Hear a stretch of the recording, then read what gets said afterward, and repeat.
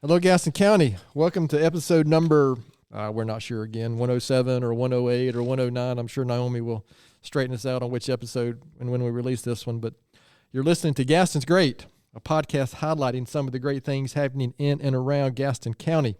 I'm your host, Stephen Long, and we are coming to you once again from the worldwide headquarters of GSM Services as we look forward to continuing these great discussions in the coming weeks and months. We simply believe in discussing more of the reasons why Gaston's great. We are highlighting another great organization this week and have Shaaron Funderburk with us from Off the Streets Program Incorporated. Shaaron is the founder and CEO of the organization. Shaaron, it is great to have you on and welcome to the podcast.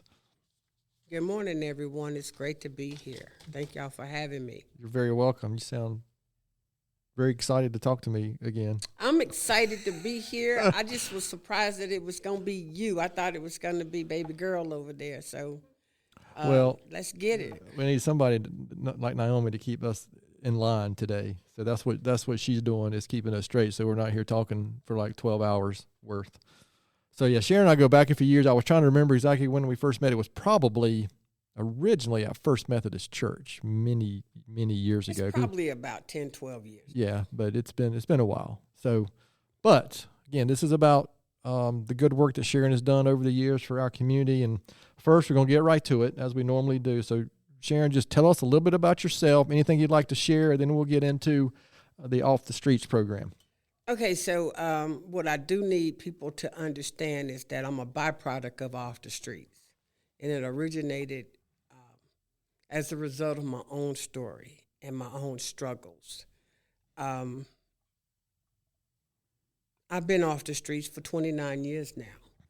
And I was born and raised here in Gastonia, so all my struggles happened here. When I was in my struggle, this is my little disclaimer. When I was in my struggle, I was such a problem for our town. And but it stemmed from a lot of the things that had happened over the years. But when I first started coming off the streets and I found a way out, I wanted to be a solution versus being a problem for Gaston. So, i.e., Off the Streets was born. All right. So tell us, if you can, I'm sure there's some listeners that have heard about Off the Streets, but they probably maybe don't know specifically what it is. Kind of what's the mission of Off the Streets? What is it that you're trying to accomplish with the program? Okay, so for over the Off the Streets is 21 years old. We were founded in September of 2002. We're 21 years old now. But what we aim to do is to be the solution to women who are coming directly off the streets from whether it be drugs, alcohol, sexual abuse. We've moved over into a little bit of domestic violence now. That's a whole nother story, but a lot of the women who are coming to us are coming out of bad or desolate situations. And so we're taking on some of that. But even if they are DV, they have to be substance abuse. Okay. And so we're taking on a little bit of that. But the mission is to be that safe, clean environment so women can rebuild their lives. Okay. Very good. So can you talk about maybe how you do that? Are there initiatives? Are there specific programs? Or is it a location? Because how to kind of maybe describe the day in the life or a week in the life of Off the Streets program. All right, so let's go back. Does that make sense? Yes, sir. Let's go back to where the name came from. So back in 1993, when I was all in my struggles and I was going through and I was flopping around like a fish out of water, trying to figure out how to put my life together, didn't know where to start. I had did my second stint in prison. I did 18 months. And when I came home, I didn't know what else to do, so I went back to the lifestyle. Was really afraid to do any of the things that would cost me jail time, but I didn't know how to quit doing drugs. So I still did some prostitution and I did some drugs, but I was doing little minor stuff to afford the habit. And the way I got clean, there's this lady, Jamie Black. She got in my recovery for 27 years. God rest her soul. She died the same week my mom died. Oh, wow. She died Monday. My mom died that Friday. So I went through a double something in 2021, and I spiraled out. We were talking about that a little bit ago. But that was really why the cheese slid all the way off the cracker. I was retarded. But she's the person that stepped to my life and guided me. But mind you, still didn't know how to put it together. So I was working at social services at the time. I had worked at social services for 5 years, and I was taking women off the street. They were, it really originally started when I was in prison. The girl who went to prison with me, she got out before me. And when I got out, I had managed to pull my life together. I changed, I grew, I got better, went to treatment, got some help. And right around 18 months of being off the streets, I started looking for her. When I got off work, I would fix a bag lunch and get a drink, Sundrop or whatever, and I would look for her. But I would ride around looking for, prostitutes. Back then, prostitution was a huge thing in Gastonia. You could throw a rock and hit 20. Okay. But I winded up giving it to somebody else and talking to them. And the first person that I took off the streets, her name was Barbara Wallace. Y'all got the Barbara Wallace Award, Inspirational Award, a few years ago. And she impacted the beginning of Off the Street. She's the first person I took off the street. She used to sleep behind a dumpster at the old Sears building. And one day I was looking for my partner. She's my PIC. She's still my PIC, my partner in crime. Partners in Christ now, but she's still my PIC. But I ran into Barbara. She was dying from AIDS. She weighed about 80 pounds. And she was just skin and bone. Wow. And I took her to my house so she could get a hot meal. And she said I hadn't bathed in over a month. Can I take a bath? And let her take a bath. My daughter was like in the 4th grade. She actually put on one of her shirts. Wow. And she laid on the couch. I was making spaghetti that day, I remember, because she ate about 5 bowls of spaghetti. I thought she was going to regurgitate. She ate so much. But she hadn't had a hot meal in a while. So after she ate, I realized she didn't have nowhere to go. And I invited her to stay. And people who used to take her food or steal or bring her wine or whatever started looking for her. And all they knew is she got in a blue van. And they thought she was MIA. But she had started staying with me. So the people who was looking for her winded up staying with me too. Because the word got out, it was a safe place to go. Okay. And that's how Off the Street started. I had 8 women living in a 2-bedroom house. And for like 6 or 8 months, it was just us. We were feeding people from the driveway. We was giving out lunches and blankets and gloves and toboggans at the end of the driveway. And all 8 of these women were in recovery. We were working on putting their lives together. Some were, getting their license back and getting IDs and getting birth certificates. And a lot of the stuff that I required the women to do started then, because these are the things that you need to put your life back together. And so we started doing it out of my house. Okay, so in 2002, I got married. So what was that time frame? How long before you got married? I started doing that in 99. I started helping people in 99. From 99 to 2000, those 8 women lived with me. Okay. And they were putting their lives back together and getting jobs and getting their GED and going back to school and getting their kids. And they were doing all of these things, but we were living in a 2-bedroom house. It got to a place where I emptied out my daughter's room. My daughter was sleeping with me, and it was just pallets on the floor in her room. And they all slept in there and in the living room.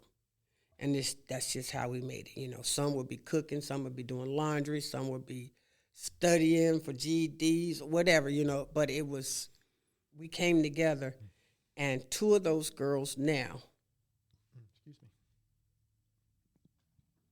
It's okay. Two of those girls now, millionaires. Holy moly. And they sold back into off the streets. Yeah. One of them was a registered nurse. And she started writing her own prescriptions and winded up on the street. And we helped her get her certifications back and get back into her field. She's in Atlanta now, and she's been clean, I want to say 26 years. But she does kidney transplants now. She's a doctor, surgical doctor. So that's quite a story. So that's quite a success story. Amazing. Oh, it's so many success stories. You know, God is good, because I can't take credit for anything. All I did was like become that vessel that was willing to do the unthinkable, which is take the people who were downtrodden. And as Off the Street started growing, I got married. And then, you know, once I got married, can't bring prostitutes to the house. You know, so I started finding them places to go. You know, they were getting their own places and they were moving out. Even Barbara got her disability while she was staying with me. The first person I took off, she got her disability, and we helped her get a disability apartment through Section 8. And she stayed with me while all that process happened, and she survived. She got on meds and everything, got them, you know, health department, got her own meds and things, and she lived another 6 years, full-blown AIDS, in her own place, taking care of herself. And before she passed away, she had started advocating for people with HIV and AIDS. But she inspired the program. That is the reason why we have the Barbara Wallace Inspirational Award. Right. Because she was the first person that came to stay with us. And the name of Off the Streets came from, and, you know, I like to tell this part, because when I was out on the street, 2 o'clock in the morning, 3 o'clock in the morning, there are no cars, there are no tricks, you know, there's no money. And I used to sit in this one place, and I used to tell myself, if I could just get off these streets, I'd be okay. And I knew when I was putting together the program, we were doing bylaws and things. It's like, you know, I don't know if you know Officer Smith, Mike Smith. Yeah. He was one of their board members that used to patrol DEA bicycles through the neighborhood where we were feeding homeless people.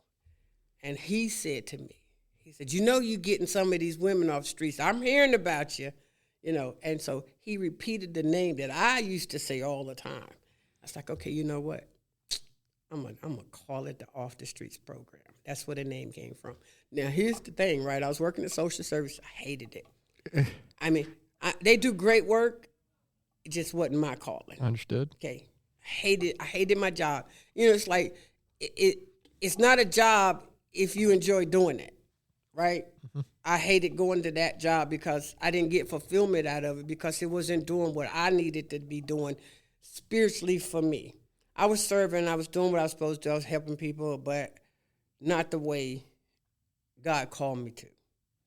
And so I knew my purpose wasn't being fulfilled. And so I told my husband, I'm going to just quit my job. I used to say it every day, come home and quit my job.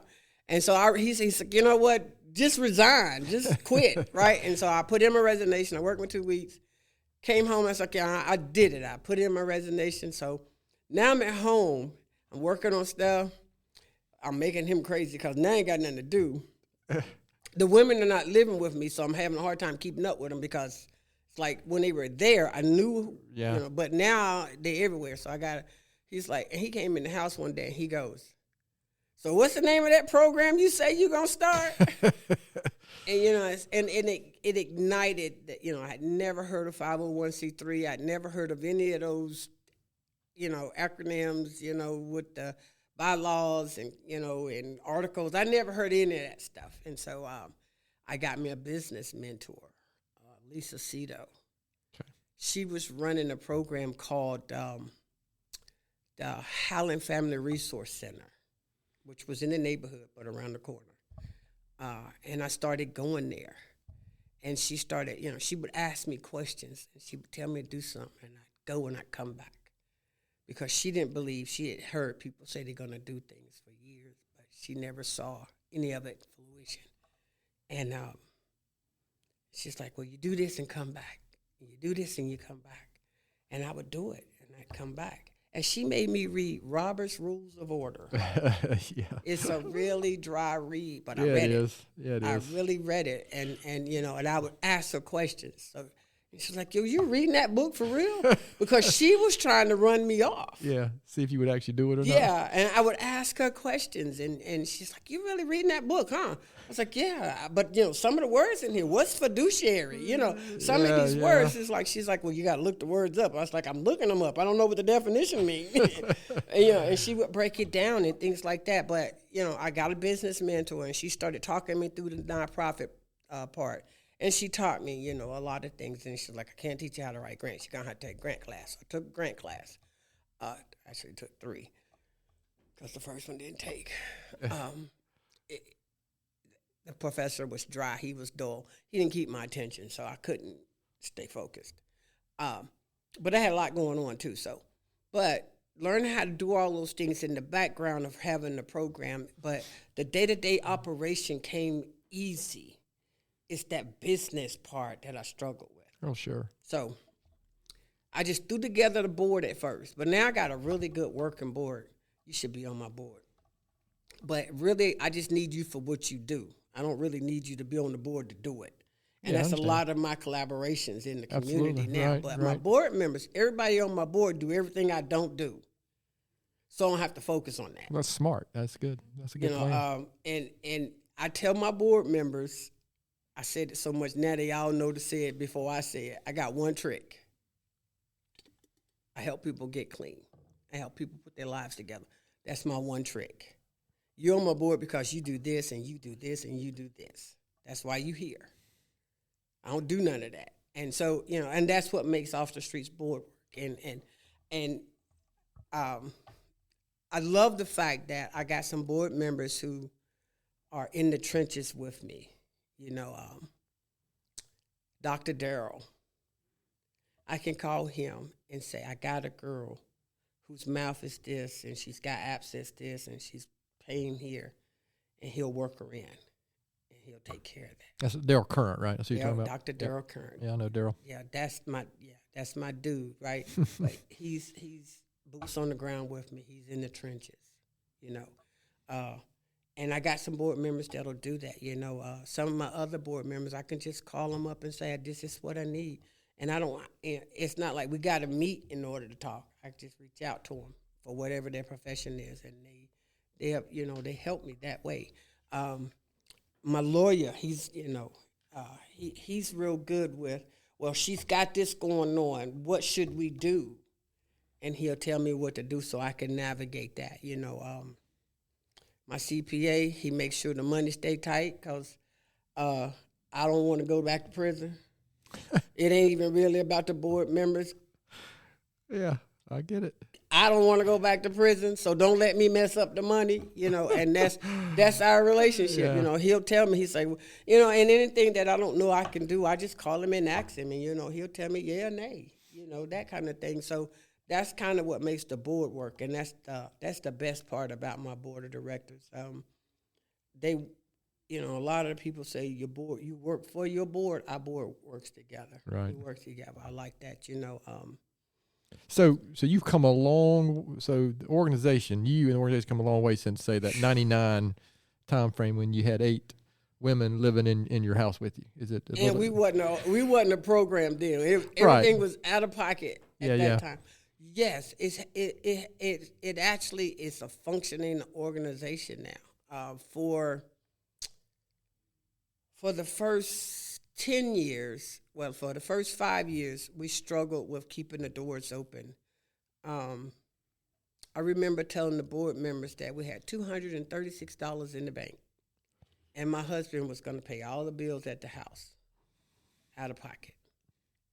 And we were waiting on, we had just started doing the run for the money. We was waiting on, it's like, I need to pay him back, And, he was like, well, I'm going to sow into the program. Don't worry about it. I'm sow into the program. Don't worry about it. Sow into the program.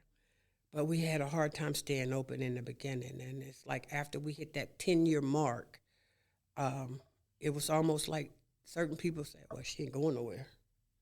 I'm helping people even though I have to help them out of pocket. I'm going to take care of people. I'm buying, the first time, I don't even know if I should put this in there, but the first time I helped my husband understand what I was doing before we got married, right? He thought I was a Christian. He didn't know I wasn't saved. He saw me doing what Christians supposed to do. It wasn't until 2 months after we got married that he realized my wife ain't saved. She just got a good heart. She helped people. She's doing what the words say. She don't have a clue about who Jesus is. And so my husband took me down Romans Road. He helped me find salvation, and he still helps me, in that arena. My husband's a preacher. I don't know if you know that. I did know that, yeah. Okay, he's a doctor now. He's a doctor in theology now, so he done grew too. But when we first got married, it wasn't like that. And he came in the house. We probably had been married. It was right after I resigned from social services. And he says, he come in the house. I was like, I got to send this girl to Atlanta. I've already set up a relay because after they stopped living with me, I became a placement program. And I got to send her to Atlanta, and I got a relay set up. I got somebody that's going to pick her up at the bus stop and take her where she needs to go. But she's got to have bras and panties. I need some money. And he's like, I don't think I've ever bought. He said, I ain't never had a woman ask me to buy another woman underclothes. He said, I don't really know what to do with that. Yeah. I said, well, just go in your pocket. You can think about it later. Because her bus is going to be here in like an hour. I got to get these things and get her at the bus stop. And that's when he really wrapped his mind around. What have I got myself into? My wife is about this. Yeah. She's about this, And he got on board. He kicked and screamed a little bit because I stayed going all the time trying to build this, from grassroots. But once he started to see lives being changed because probably the first year when the women started talking about God, I wasn't astute enough to help them. So it's like, you take this girl down Romans Road. You need to invite her to Christ. So, and he knew that was his role. So when they started talking about that arena, that's when he got invited into the conversation. It's like we're sitting at the kitchen table, and he would ask her the questions, You got to confess your sins. You ain't got to confess them to me, but you do have to confess your sins. In other words, you got to admit you're a sinner. And, she looking at me, I'm like, well, it's a given. Things that you're doing are not right. You just got to make sure that you understand, And my husband was like, because he don't know. And he don't want to have them conversations with her. Oh, yeah. Right? It's like, I don't know about your prostitution. I don't need to know how many million you I don't want to know that. Right? Or, stealing and all of that. He don't want to hear all that. But he started getting involved from that spectrum. And that's kind of what made us unified in the ministry. And he started calling it ministry. I just was running the program. I'm trying to help people. And I wasn't caring about none of the titles because people were dying. Well, so many times it's more than one person involved, right? I mean, obviously you are the foundation. You're the heart, I would maybe behind all this, but it takes so many people, right, for something to go from that 1999, how it looked then and how it looks now. Do you know roughly how many women the organization has served? I know exactly how many. 2,676 women. Oh, my. Have lived in the shelter. That's impressive. And I know that because every time somebody comes in, I have to put it on their file. Right. And I had to put the room that they're sleeping in and the bed that they're sleeping in because all of the state want to know all this stuff. Oh, sure. But yeah. So this might be a tough question, because you've answered like all my questions except for one, but you kind of have. But I'm going to ask this anyways. Can you, looking back over the last 20, well, it's really more than 21 years, but is there something that stands out that you're most proud of, or is it the number? Is it the number you just quoted? Is that what you're most proud of? No. What are you most proud of accomplishing through the organization in your work? The most thing I'm proud about is the collaborations that I've built in Gaston County. I started out with saying that I was such a problem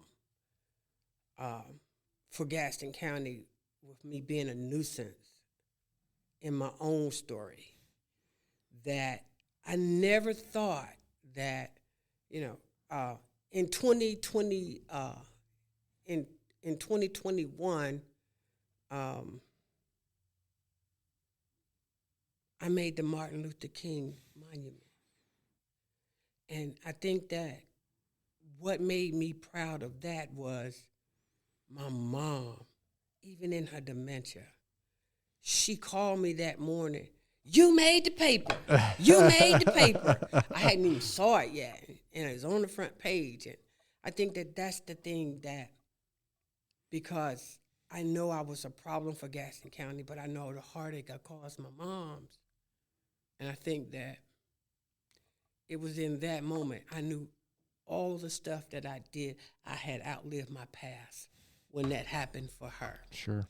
She called all her friends. She called all the family. She want to tell everybody. And people will start calling and telling me because she done called and told them, and then and she said, "You need to put it on that book face." So I put it on the book face. She called Facebook. She just never, and she never said Amazon wrong. Called that Amazon. But you need to put it on that book face. I want my people to see you ain't no drug addict no more. I'm still a recovering addict, Mom. You ain't no drug addict. But all her friends knew who I was when I was all of those things to the negative. Yeah. And she was elated. No matter how old we get, we still like to have that affirmation from our parents, don't we? I didn't want that no more. I thought I was good. Yeah. Because I'm not the problem anymore. But I had no idea that it was still dormant in her or alive in her. Because, it wasn't until, but I felt like, that's my proudest moment when I made her proud. Because all the stuff I'm doing, it's like, you know what? I'm just doing what I do. Yeah. I don't need no recognition. Well, I remember that distinctly because I'm still on the board of Gaston Together. So Okay. So I'm involved with that, and so that was good. You know how that came about though? I don't remember exactly. Okay, so I was driving to Virginia when she called me and told me I won. I thought it was a joke, so I hung up on her. It was pouring down, raining. I was driving to Virginia. I was trying to get to where my daughter was because she was getting some kind of award, and I wanted to be there. And she said, "This is Donna." And I didn't know her, so I was like, Donna Lockett? Yeah. I was like, okay, whatever. I'm driving. And she's like, "Well, you won the Martin Luther King Award." I said, "Whatever," click. Because it's like, I ain't never heard of that. Yeah. But I wasn't thinking about here. And so, nah. But the second thing that I'm proudest of is when I won the L'Oreal Paris Woman of Worth. I don't know if you know about that. I don't know.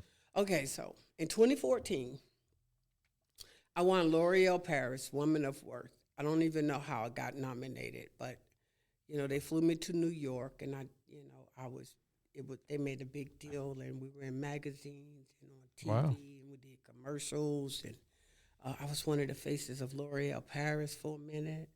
I know what that is. Yeah. I just don't know what the award is. But jeez, they picked 10 women. They picked 10 women, and at that time they were celebrating something humongous. Okay. So they put 10 women all together, and they brought us out to New York to do photo shoots and wardrobe and makeup and all of these things. And they invited us to be the face of L'Oreal Paris for, That's legit. It is legit. It is. I'll send you the thing. But they came here and they did my story, and that's almost as big as being on this podcast. Almost, because what I understood at the time was, and this is one of the things that they highlighted, because they asked a question that you ain't asked. I'm gonna ask a question for you. What made you put your life together? What made you quit? They asked that question and they highlighted it, right?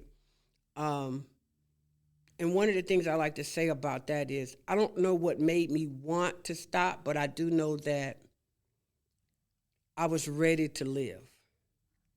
I got tired of being a nothing and a nobody. I got tired of being the person that you walked by and didn't see. I got tired of being invisible. And I used to do this one thing when I was drinking. I used to get my beer, hustle up and get a beer, and I would go to Irwin Center and sit on the hill away from everybody. And I would look at them doing the t-ball practice, with the kids, and I would I played on that field when I was a kid. Yeah, but I would sit on that hill and I would imagine myself being in one of those families, and what it would be like to be normal, because I didn't know what that was anymore. And so that's one of the things that when L'Oreal Paris was here, they highlighted that. We went out there and I showed them that this was the end for me. This is what my end looked like. I wanted to be normal, but I didn't know what that looked like. I didn't know how that would feel. So I would come and sit on the hill with the beer, and I would look at these people and imagine if this is somewhat normal, what that look like. You got your kids out here, you got family out here, I just didn't know. But that was the closest thing that I could find at the time to normal.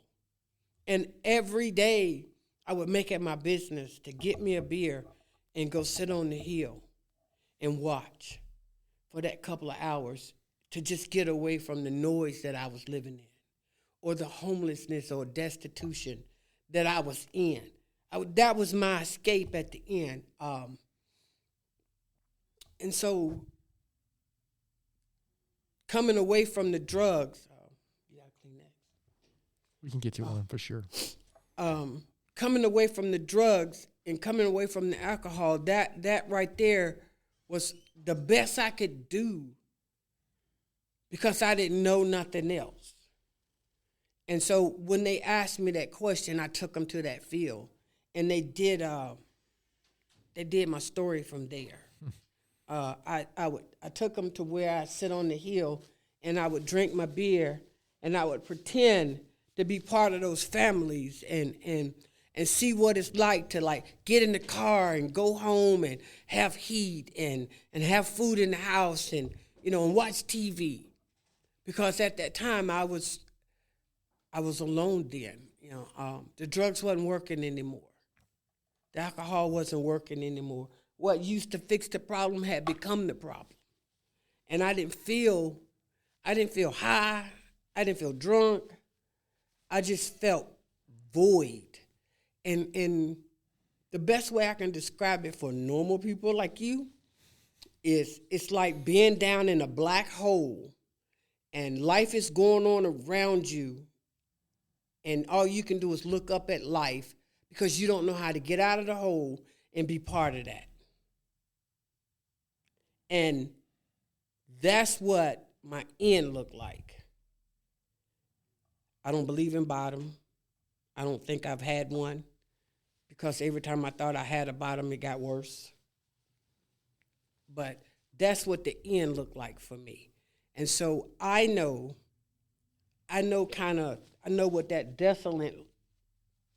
desolation looked like. I know what that destitute looked like. And so when the girls come in the house, it doesn't matter what the story is, I remember mine and how bad it got for me. So if it's a little bit like that, you can relate to them. Yeah, if it's a little bit like that for you, I know the way out. And now you've helped 2,000 plus at least move toward something different, right? We got like an 88% success rate. That's pretty good. Yeah. And then I got girls who stayed in the house who didn't do right calling me now, talking about 16 years ago you helped me. I fought you and I kicked against the grain, but I've been clean 7 years now. Oh, wow. And you still the voice in my head. So you might have been the trigger for later. Well, okay, but see, we just plant the seed. Right. God is going to water and get the increase. You Right. know, I mean, but sometimes my point there is sometimes you might not see it immediately, right? I don't look for the instant gratification because I do know that you can stay at my house for a year. That's not enough time to get you where you need to be. Yep. So I just got to do as much as I can while you're here so that when you do leave, hopefully you hear me later. Because I'm going to say enough stuff, and they come in, they fight. I do jail. I have to remind like a lot of them. I do jail. Don't get it twisted. Don't let the smooth taste fool you. It ain't gonna be what you think. We go out. We ain't gonna tear up my house because I done did that before, and it cost myself money. So let's go out in the yard, and if you can dust me, you win. If you can dust me, you win. And when I don't back down. Because you have the ones that do challenge you. Yeah. But they're that kind of angry. I know what that anger is. I know what it is. It's that feeling of being left out or left behind or you ought to be further than you think you are. But because you're not, you're mad about it. And I tell them, on the other side of the argument, after they can't scare me because you can't scare me. I do jail. The worst thing that can happen is, one of us going to the hospital, one of us going to jail. That's the worst thing that happen, But once I don't back down and they realize I'm just here to help you, I'm probably telling you stuff somebody should have told you years ago. You ain't want to hear it. Well, you in my house now. There's no way I'm going to pay the bills and fight. That don't make sense. Where they do that at? And so if we're in a difference of opinion, I'll let them express themselves, whether it be anger, you can't come at me with vulgarity because if you got that going on, I'm gonna meet that a little bit differently. Some stuff that, I've had girls. I had to call the police on one girl because she really thought that I was gonna fight her. She was huge. She was bigger than me. I called her Debo. I don't know if y'all know who Debo is, but anyway. I called the police, and I told the police, if we're going to fight, I want y'all to witness it. Because I ain't going to let her take me. The police like, we can't, watch y'all fight. Well, you need to get off the premises because it's going to go down. But, I know what that anger is. Right. I know what that hurt is. And a lot of times it ain't even got nothing to do with me. It's coming from somewhere else. Because that's what it was like for me. Being left behind, just knowing that, I done screwed up life so bad, I don't even know where to start. And a lot of them, when they come to the house, 99%, 95 to 99% don't know where to start. So when they first come, when you get up in the morning, I need you to do this and this and this. And, within 35, 45 days, I'm starting to say, what's your plan? What you got going on today? Because within that time, you need to tell me what you got a doctor's appointment, got a dentist appointment, got to go to social services, got to go get a birth certificate. You need to start telling me what your plan is today because I done already told you what you got to do. Now you need to tell me, when is the appointment? Well, Shaaron, when I get up in the morning, I got to do this and that. I got to catch the bus at this time. I got to catch the bus at this time. Don't miss the bus. You'll walk. I used to run around and try to catch them all and carry them places. Then I start realizing, y'all missing the bus on purpose. I ain't got time to catch everybody and take everybody. You need to walk. Well, yeah, you couldn't serve 2,600 people by hand-holding every single moment. I drove one van straight into the ground trying to make sure everybody got everywhere they need to go. But this is before I fought the city to get the bus to come down there. For 2 years, we didn't have a bus. Gotcha. And so another advocating and collaborating and getting, what's needed, right? Praise God for Dale Burkett. He was over the ward at the time. Robert Kellogg is not Robert Kellogg, but I can't think of his name. But anyway, his face is right here. We sit on the steering committee at Run for the Money together. But anyway, he's over the ward now. But Dale Burkett, when he was over that ward, he helped me bring the bus back down to that area. That's good. It takes that. Oh my God, it's been about 15 years. So obviously, these are good stories. So you've come a long way. You've served a lot of people. You've made obviously some tremendous impact. Looking ahead for the organization, what do you see? Anything?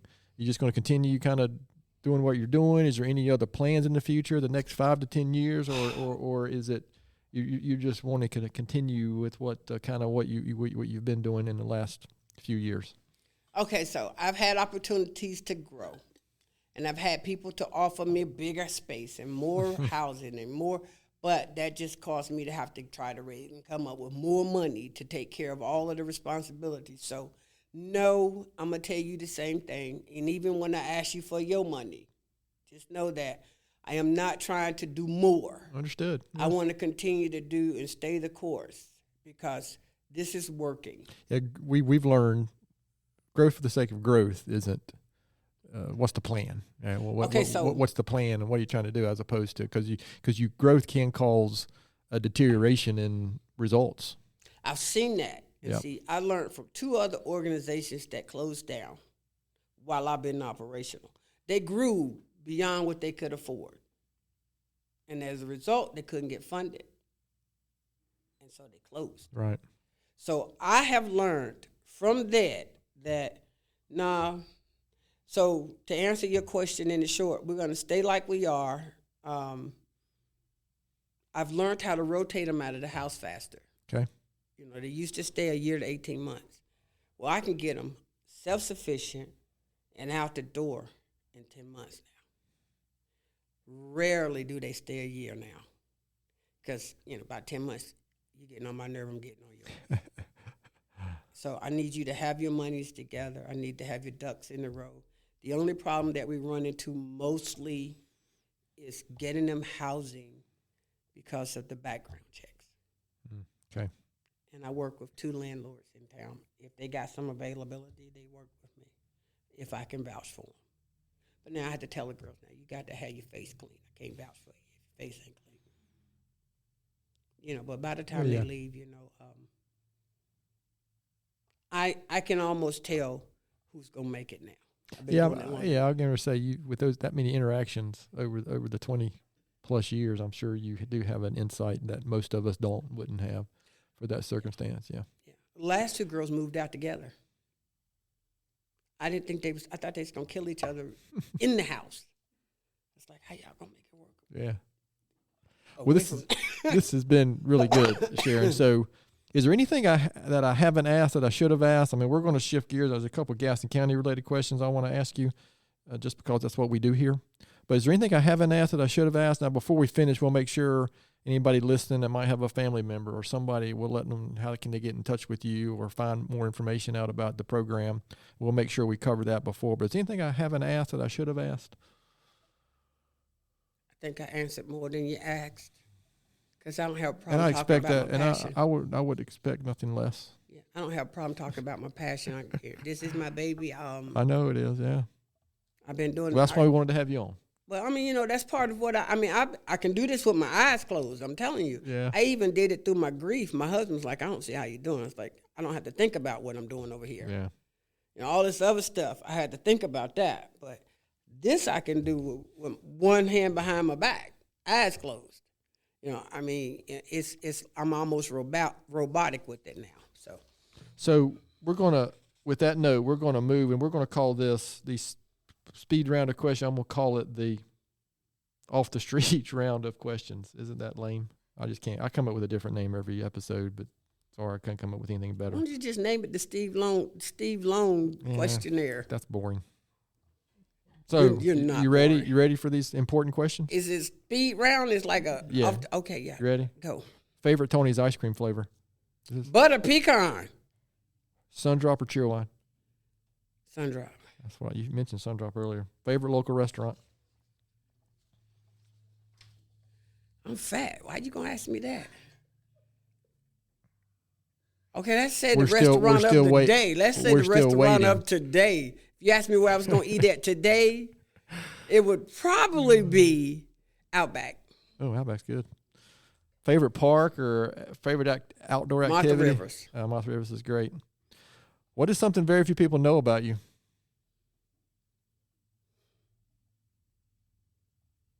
I done told everything. I don't have. I was getting ready to say. I'm trying. Yeah. I don't. How about that Queen shirt you got on? Queen of Spades shirt you got on there.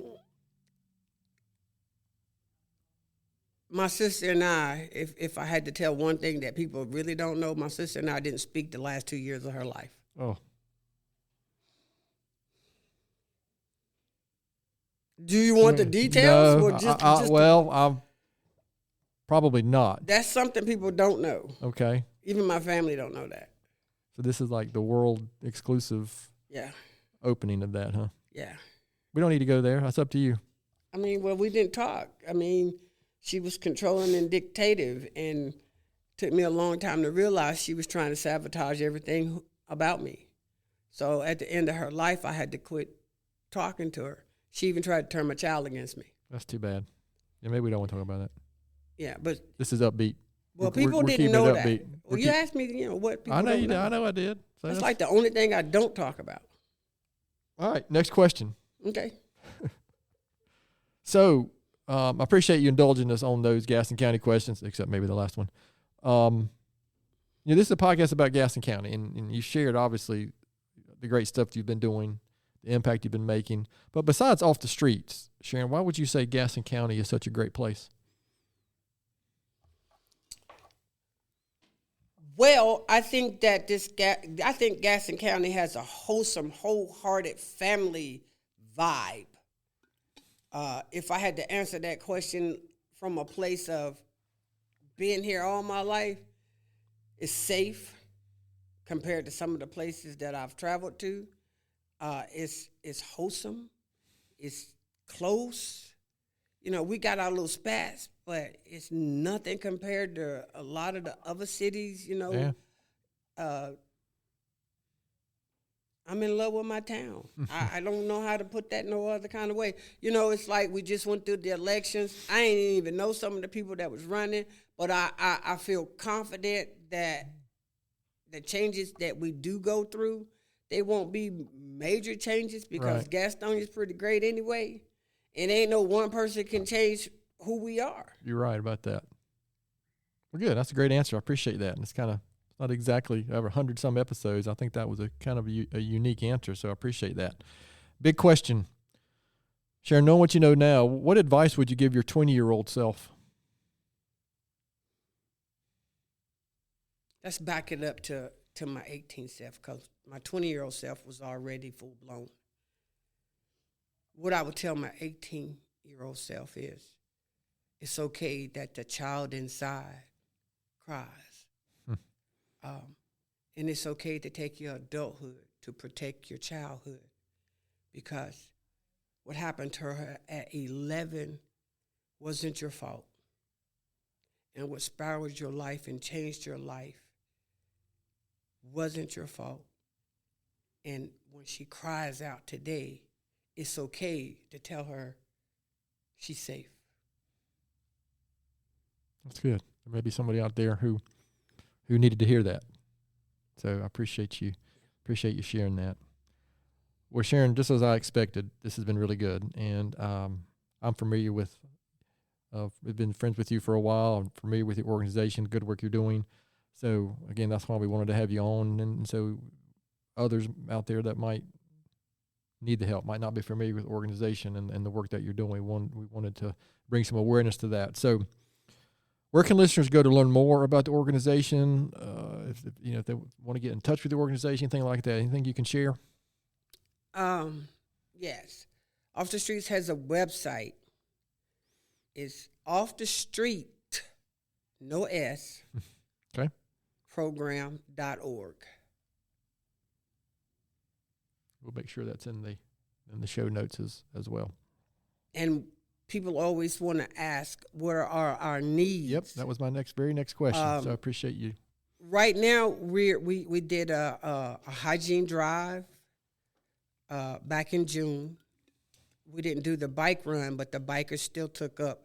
We do a hygiene for the homeless bike ride, right?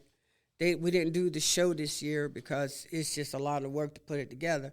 But the bikers took up hygiene products. So we just did that. And then we did a paper product drive through Haynes. So we're pretty good on those things. So we just need to keep the lights on. Okay. Yeah, we need finances. Every once in a while, I request linen.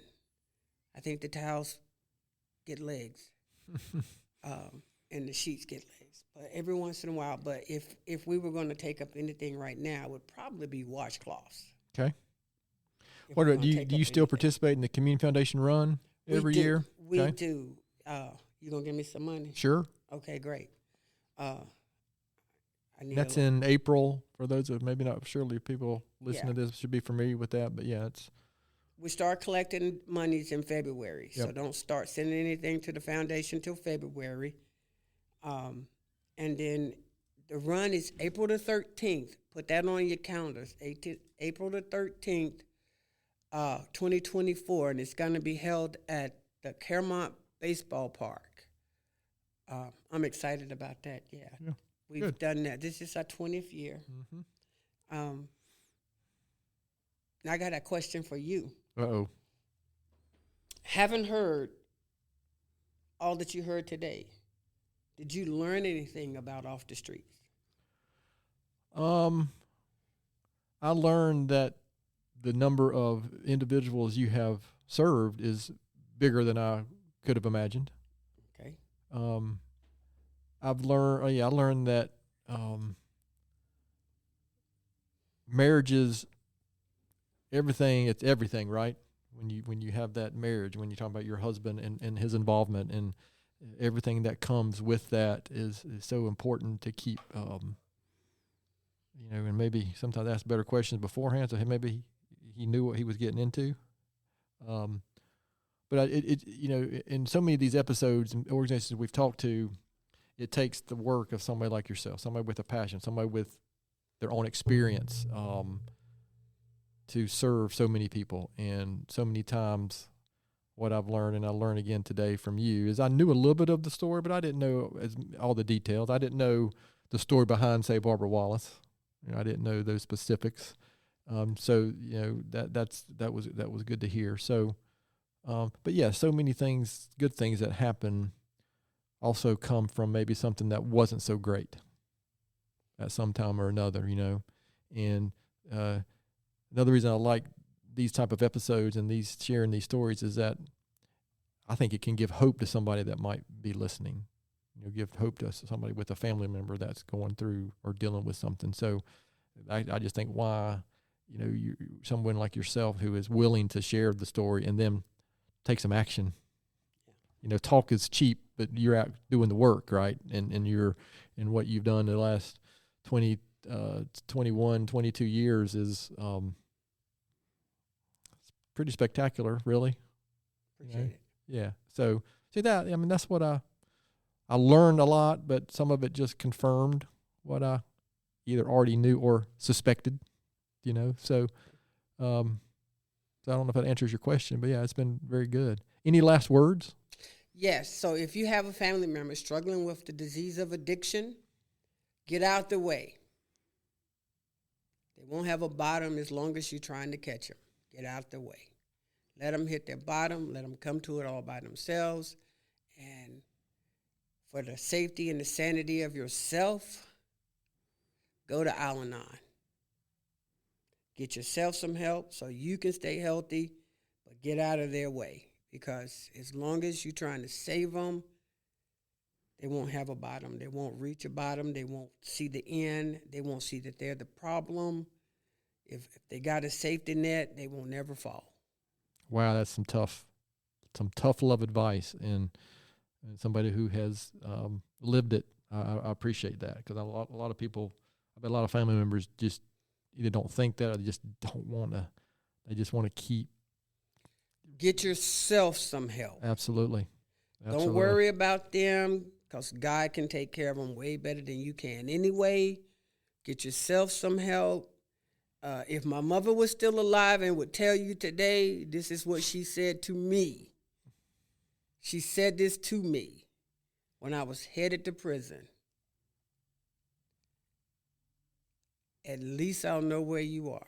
Oh, wow. That's interesting. Yeah, that's not something I would have thought of. It was something else I learned. That's what she told Different me. perspective, right? I was on the way to prison. She had done. So at least for a period of time, she wasn't worried about where you were. Well, every time the phone rung or every time she heard an ambulance outside, she'd hold her breath. Wow. Because I went to jail so many times. She didn't know when the phone was going to ring and I was dead. She took out insurance on me. And this was creepy because at 15 years clean, she made me sign it so she could get the money. She told me I had a husband to take care of me now. But she took out insurance on me because she never knew when she was going to have to bury me. Wow. It got that bad.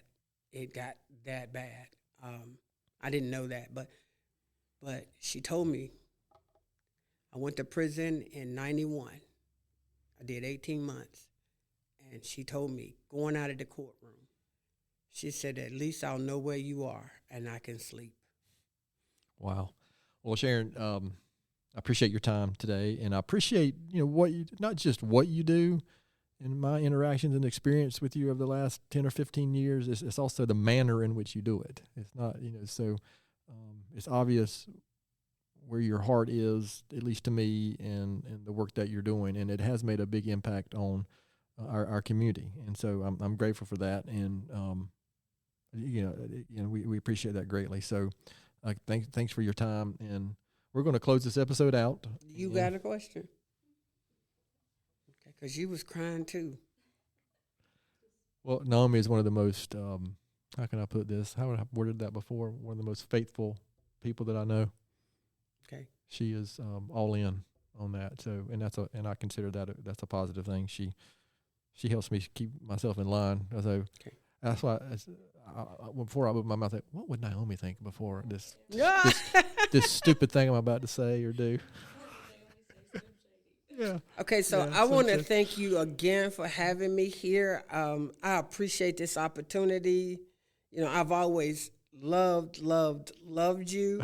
I looked at a picture of us the other day at the museum with us standing back to back. Oh, I don't know yeah. if you remember that. Yeah. But I looked at you, and it's like, what? I'm supposed to be doing something today. I couldn't think about what it was. And I saw that picture the other day. I didn't even think about it. I mean, like, really. Yeah. And then last night when I was thinking about it, I said, I got to do something tomorrow. And then it dinged on my phone. So I'm grateful for being here. I appreciate y'all and this opportunity. I love what I do. I can do it, like I said, I can do it with my eyes closed. I love Gaston County and all the collaboration and the partnerships that I've created. There's some wonderful people here. There sure are, yep. There's some wonderful people here. I'm not saying this because I don't want everybody to move here. We got enough folk here already. But I'm saying for the people that live here, we got some great people here, That's exactly one of the big reasons we started doing this, to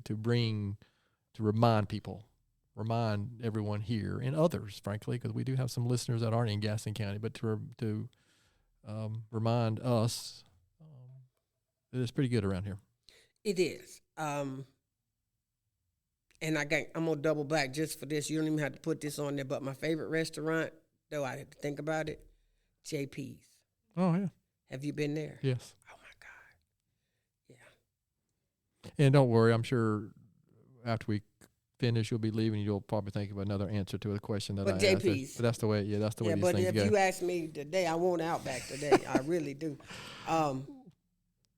Y'all are wonderful. I appreciate you. I love everything that you do. I thank you for being a part of Off the Streets in the capacity and what y'all do, because, I can call on you and ask you, and you Johnny on the spot. Well, I appreciate that. Well, again, and I love that about you. Our view has long been, especially with the work that we do, if we can't utilize the work that we do and what we're capable of to help serve the community, kind of what's the point? And that's part of the point of having a business, in our view. I mean, you can't do it to the point where you go out of business, because then you can't serve anybody, right? However, we've been very fortunate, and the community's been very good to GSM. We've got great people and team members here, and we want to model that. And you know what? We're people like you and others that we've met and I serve with on different organizations here. Yeah, they inspire us to want to do that too. So, well, again, I wouldn't ask you to be a board member because I know you like triple busy. That's correct. I am. Yeah, I wouldn't ask you. I mean, I got sense enough to know who got the availability and who don't. But my board works. And until somebody say they don't want to be on it no more, I'm not going to replace anybody. Yeah. But there's no rotation off my board. Once you become a board member, it's life. It's a lifetime contract we're sharing. Almost to emeritus. Well, I mean, but to your point, yeah, I mean, we don't feel like we have to be a board member, serve on boards everywhere to still serve and help those organizations. That part. That's all I need. Absolutely. I mean, if you're willing to do that, I ain't got to recruit you as a board member. Absolutely. And we're still here, and you know my phone number. I do.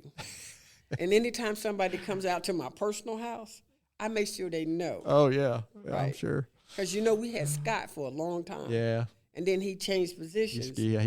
We having to vet somebody else, He moved up, yep. But we having to vet somebody else. And I kind of threatened him a little bit. Well, that's okay. It's like, you know what? If you don't do your job.